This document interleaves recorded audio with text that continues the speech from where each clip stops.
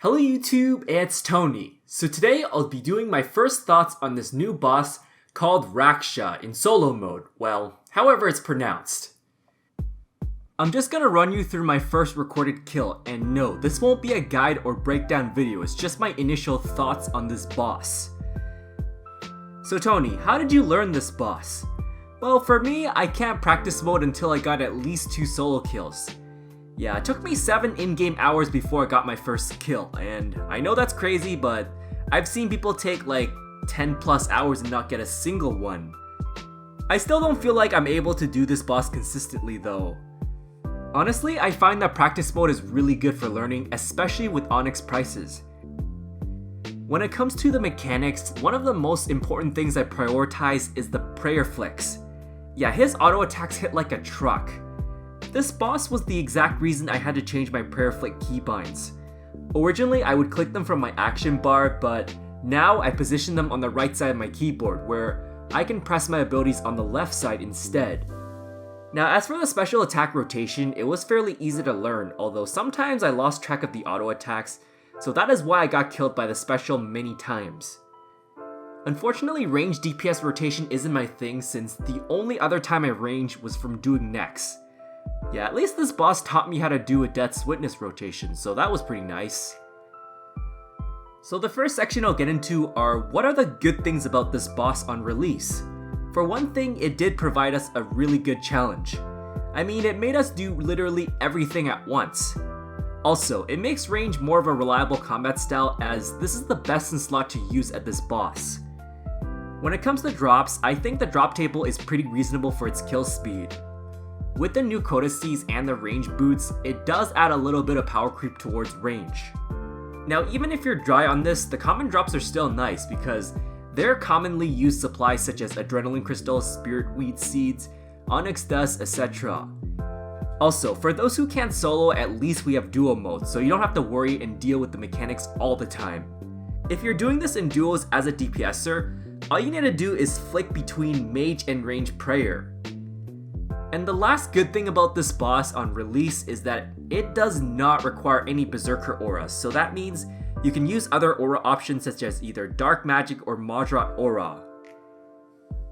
However, there are a lot of bad things about this boss. For one thing, the prayer flicks and heavy auto attacks. Based on my keybinds, I'm like 70% accurate, and honestly, prayer flicking is one of my biggest weaknesses when it comes to PVMing. I just feel like this is a much harder version of P4 Rax or Jad, both in melee distance. Now I know people suggest using a gaming mouse, but why do we need a gaming mouse just to do this boss? And the other worst part is that when it comes to running around, I have to click with my right hand, and then because my prayer flick's on my right hand, I would sometimes miss a prayer flick or two while I'm running. Raksha tends to go in melee distance, so that's why I have to worry about all 3 combat styles to prayer flick.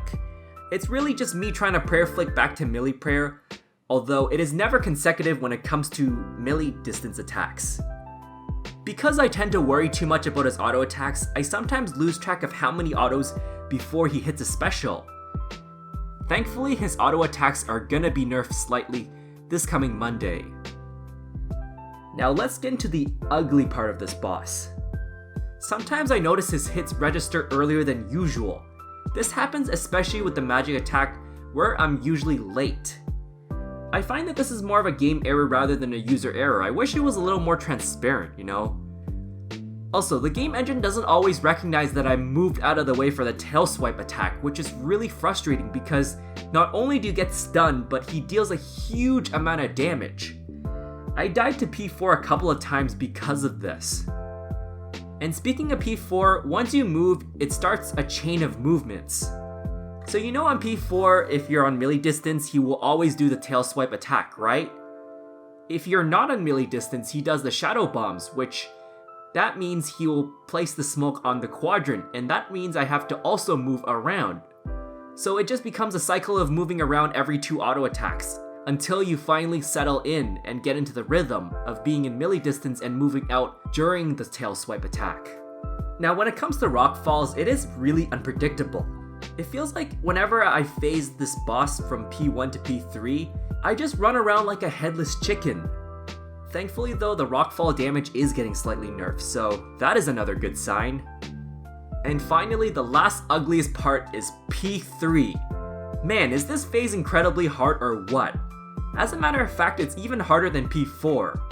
It's like you gotta either DPS or have a long endless cycle of new pool spawns and HP regenerated, on top of having higher damage and reduced damage taken by the boss.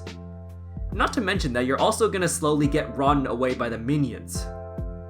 I generally try to clear the pools at the start using Scythe and Bladed Dive with Laceration Boots, but the problem is, I can either A, get hit by the rock falls, or B, the boss will be up by the time I cleared most of these pools, so he will get some free auto attacks.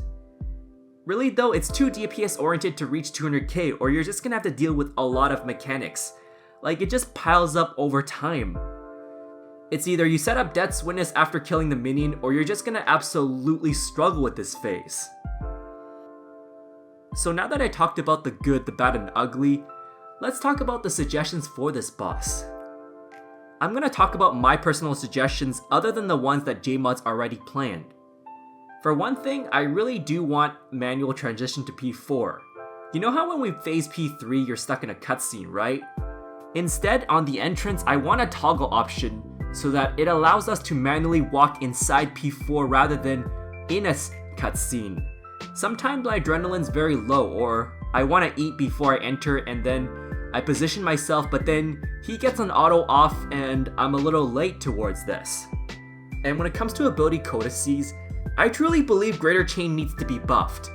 I mean, range already has Fleeting Boots, which allow movement on rapid fire. Magic should have better abilities, like maybe Greater Concentrated Blast, I don't know. And the last suggestion's a little minor, but I would say remove the space between the top left and top right side of the pools. Sometimes I can't directly Bladed Dive from left to right as it's blocked, so that can be a little bit of an annoyance. Now I know my opinion's a little biased, but that's pretty much everyone's opinion when it comes to PVMing. Of course, there are top tier PVMers who have done this without food or prayers or whatever, but if you think about an average player for the most part, I highly doubt they'll be able to do this. Other than that though, even though I did criticize this boss a lot in this video, I do think it did a pretty good job on release date.